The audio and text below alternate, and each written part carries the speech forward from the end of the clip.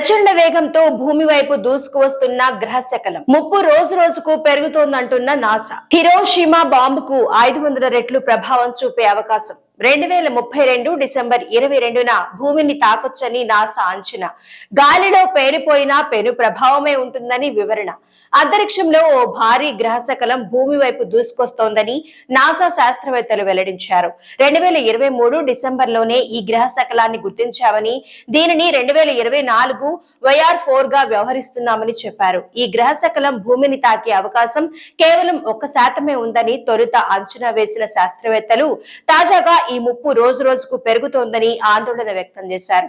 దాదాపు 40 మీటర్ల నుంచి 90 మీటర్ల పరిణామంలో ఉన్న ఈ ఆస్ట్రాయిడ్ 2032 డిసెంబర్ 22న భూమిని తాకొచ్చని చెబుతున్నారు. ఈ ఏడాది జనవరి 29న మరోసారి 2024 YR4 కదలికలను పరిశీలించగా భూమిని తాకే ప్రమాదం కేవలం 1% ఉందని తేలిందన్నారు. అయితే ఈ నెలలో జరిగిన పరిశోధనలో ఈ ముప్పు 3.2% పెరిగిందని తెలిపారు. భారీ పరిణామంలో ఉన్న ఈ గ్రహశకలం దాదాపు గంటకు 40,000 మైళ్ల వేగంతో భూమి వైపు దూసుకువస్తోందని నాసా శాస్త్రవేత్తలు తెలిపారు. ఒకవేళ ఈ గ్రహశకలం భూమిని ఢీకొట్టకపోయినా, వాతావరణంలోకి ప్రవేశించిన తర్వాత పేలిపోయినా కూడా ప్రభావం భారీగానే ఉంటుందని చెప్పారు. హిరోషిమాపై వేసిన అణుబాంబుతో పోలిస్తే 500 రెట్లు అధిక ప్రభావం ఉంటుందని అంచనా వేశారు.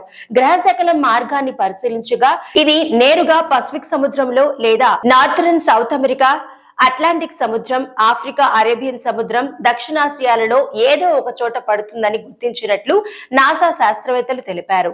ఇక ఈ 2024 YR4 గ్రహశకలం భూమిని తాకే ముప్పు ప్రస్తుతానికి 2.8% ఉందని యూరోపియన్ స్పేస్ ఏజెన్సీ వెల్లడించింది.